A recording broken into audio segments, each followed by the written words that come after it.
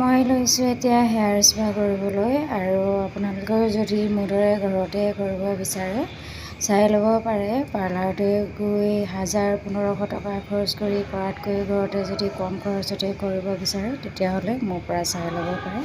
ফাৰ্ষ্টতে আপোনালোকে শ্বেম্পু কৰি ল'ব চুলিটো। তাৰপিছত শ্বেম্পু কৰাৰ পিছত চুলিটো তিতা হৈ থাকোঁতেই ক্ৰীমটো ভালকৈ, হেয়াৰ স্পা ক্ৰীমটো ভালকৈ এপ্লাই কৰিব যাতে গোটেই চুলিখিনিত লাগে। তাৰপিছত আৰু কৰাৰ পিছত মই যেনেকৈ চুলিটো টানিছোঁ তেনেকৈ অলপ অলপ চুলি লৈ টানিব লাগিব। মই অলপ সৰহকৈ লৈছোঁ। তাৰপিছত আৰু আপোনালোকে কম কমকৈ ল'ব, লৈ এনেকৈ চুলিটো ভালদৰে টানিব লাগিব। আৰু যদি বেলেগ কোনোবা থাকে টানি দিবলৈ ভাল হয়, নিজে অলপ অসুবিধা হয়।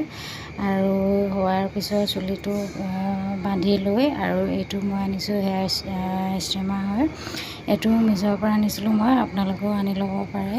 এইটো দাম বেছি নহয়, পাহৰিলোঁ, বহুত দিন হ'ল অনা। আৰু এইটো অলপটো এনেকৈ গৰম কৰি ল'ব।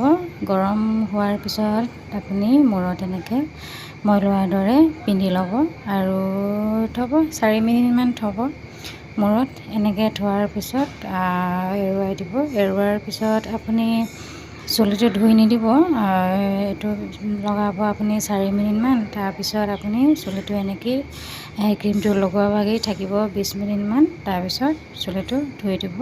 তাৰপিছত ৰিজাল্টটো আপুনি গম পাব চাই নিজেই, মই আৰু নেদেখাওঁ।